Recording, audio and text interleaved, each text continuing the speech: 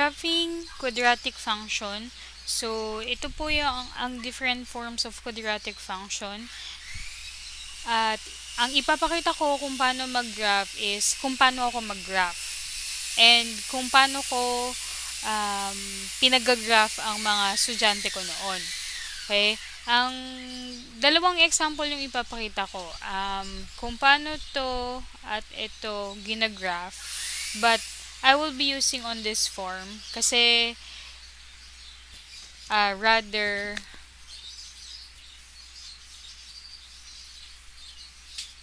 itong form na to at form na to kung paano yan i-graph. Kasi po, pag ganitong form, you could easily identify your age k. Your age dito ay 0, yung k ay ito. Ito, age lang ang meron. Wala. Yung k ay 0. Dito naman, you could already get your age and k. But remember, kapag age, you need to change its sign. Kung minus age to, age na lang. Kung plus age yan, magiging negative age. So, that is the different form. But I will show you nga po kung paano ako magpag-graph ng quadratic function. Let's graph now the f of x is equal to 3x squared minus 12x plus 11. So, by looking at your equation, yung a natin ay greater than 0. So, ang ating graph ay opens upward. Okay? This will just be your guide para malaman mo kung yung graph mo ay pa-open upward or downward. So, kapag less than, halimbawa, negative yung ating A, so, pag ganito yung ating graph. And then, para mag-graph po tayo, we need our vertex and axis of symmetry. And kagaya nga ng sabi ko, yung pinapagawa ko sa student ko, I would just ask them to let a value for x. Mag-set lang sila ng 2 values for x para i-graph kasama na i-graph and then i-reflect na lang nila using the axis of symmetry. So, let's find our HK.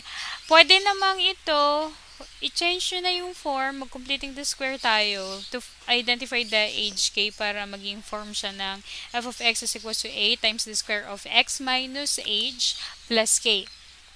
Pero, I will give you the formula how to identify the HK kapag ganito yung form. Okay, so vertex is HK. Our formula for h is negative b over 2a, while our k is equals to 4ac minus b squared over 4a. Ayoko po kasi ng magpag-graph na in table form kasi matagalang computation yon. And as well as hindi mo agad makukuha yung minsan madali, pero may chance naman na matagal mo makuha yung itsura ng parabola ng ating quadratic function. And axis of symmetry is whatever your age, you will just write x is equals your age. Wherein your axis of symmetry must be, dahil function to, puro vertical lang ating axis of symmetry and it must be in a broken line. So, let's now find our age. So, h is equal to negative of our b over 2 times our a. So, this is 12 over 6. And that is 2. Yeah. And then, yung k natin is 4 times your a times your c minus your 12 squared over 4 times your a. So, this is 4 times she is 12. 12 times she is 132 minus 144 over 12. So this is negative 12. Sorry. And then over 12. So this is negative 1. So our HK is now 2, negative 1.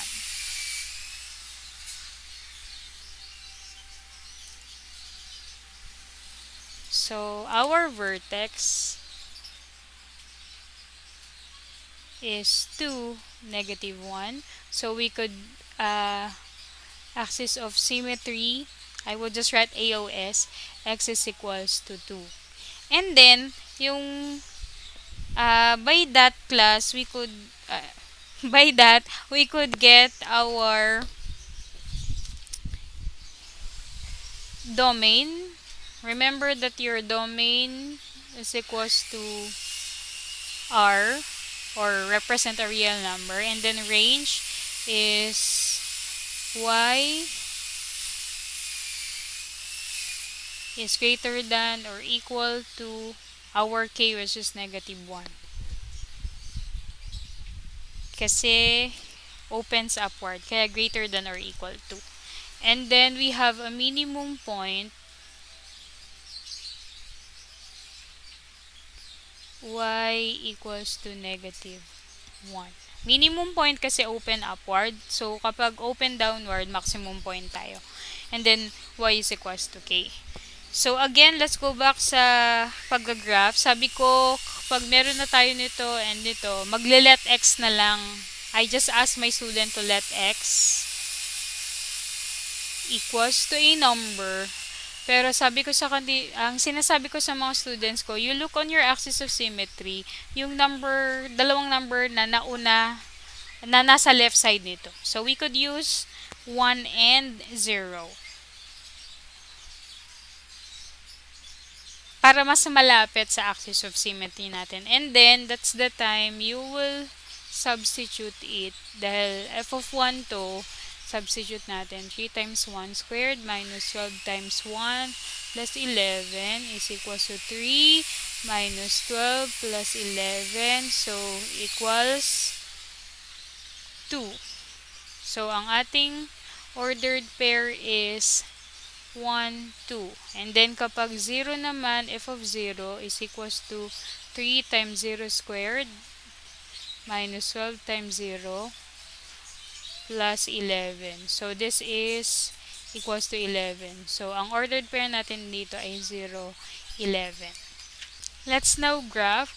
So, I just write our vertex and axis of symmetry, and then this is the two ordered pair that we got earlier. So, papakita ko po. Let me zoom in.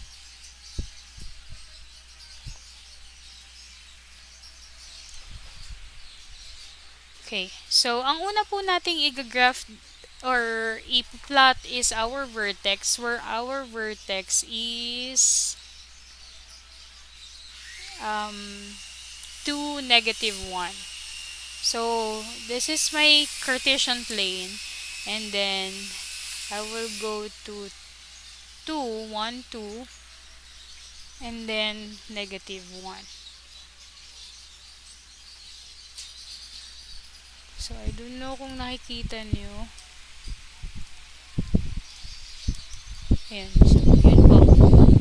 And then, the next thing to graph is our AOS, or axis of symmetry. Remember, when you are doing the axis of symmetry, it must be a broken line. It's like a mirror.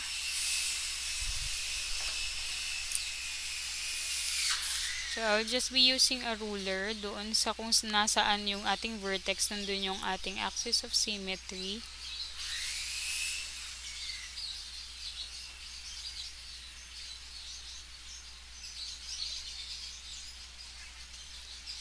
Okay, medyo hindi pantay. And then, that's the time na i-graph na natin yung two-ordered pair na na sinolve natin. And papakita ko na po kung paano tayo magre-reflect. So, ang una nating ordered pair is yung 1, 2. So, let's now graph the 1, 2. So, 1 muna sa from origin 1 isa and then 2. So, 1, 2. So, ito po yon. And yung sinasabi ko pong reflection, yan, i-reflect po natin.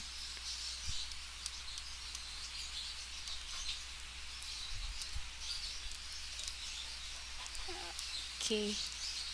So, as you can see, itong dot na to, isa lang yung distance niya from your axis of symmetry. So, i-reflect lang natin. So, dahil isa yung distance niya from the axis of symmetry, isa lang din yung distance dapat nung dot na i-reflect natin. Yon. And then, next is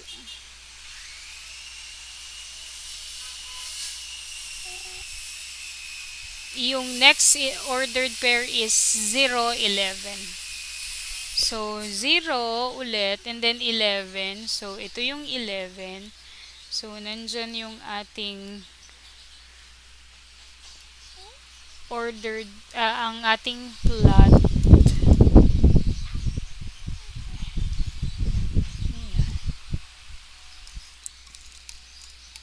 And as you can see, ang distance niya from our axis of symmetry is dalawa. So, 1, 2. Kaya, from your axis of symmetry, dalawa din yung lipat natin. 1, 2, and then that. So, that is that is how you will reflect using the two ordered pair. And then, let, and let's now connect the dots to make our parabola. Pasensya na kung hindi ito magiging perfect line. Okay, so sorry for the noise. Lagi ko lang sinasabi sa student ko, don't make it na patusok yung sa vertex part. So that is our first parabola. Oops, sorry. Okay, so on this form of quadratic function, we don't need the formula for the hk kasi ito na po yung ating h and ito na po yung ating k. And then, ang ating a is greater than 0, so opens upward.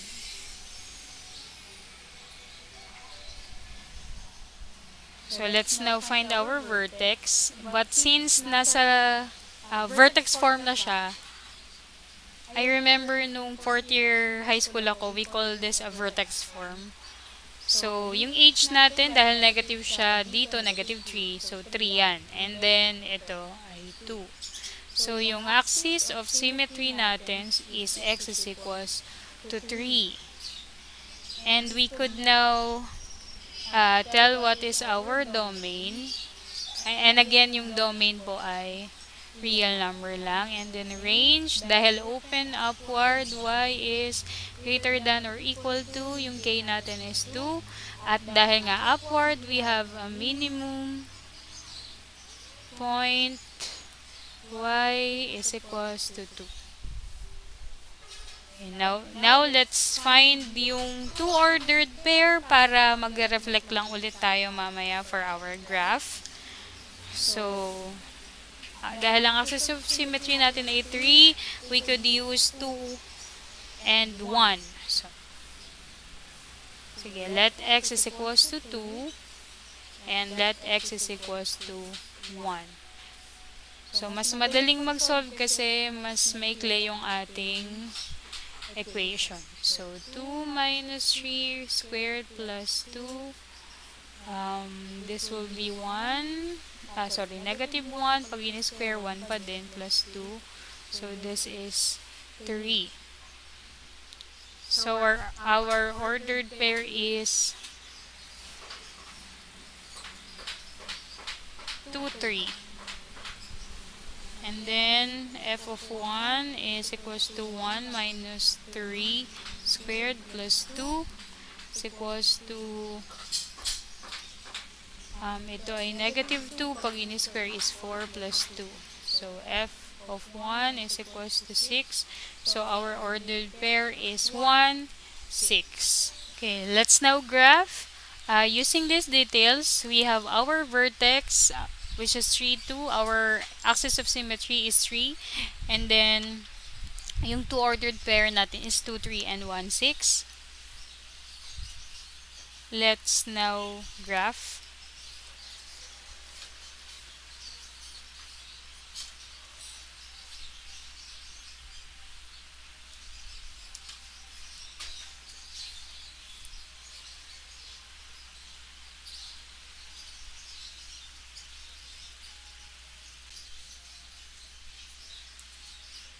And then let's now graph our axis of symmetry, which is 3.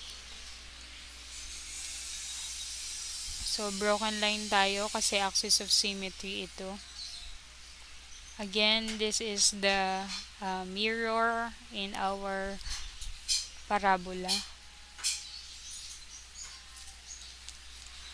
And then let's now graph our two-ordered pair. Our two-ordered pair is 2, 3, and 1, 6. So, 2, 3 muna tayo para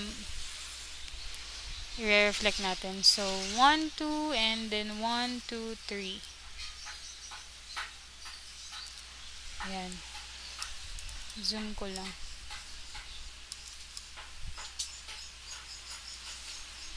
Oops. Okay, and as you can see, isa lang yung distance niya from the axis of symmetry. So, yung reflection natin from axis of symmetry, isa din. So, kung ito ay if this is 2, 3, ito naman ay 4, 3. And then, let's now get the other ordered pair, which is 1, 6. So let's have 1 and then 1, 2, 3, 4, 5, 6. And as you can see, dalawa yung distance niya sa axis of symmetry. So 1, 2. So let's write, kung ito ay 1, 6, ito ay 5, 6. And then let's make our parabola. Yan. Again, hindi na naman perfect yung aking guhit. That's why I'm using pencil. So that is how I asked my students, previous students, to graph a parabola, quadratic function parabola is the graph of the quadratic function.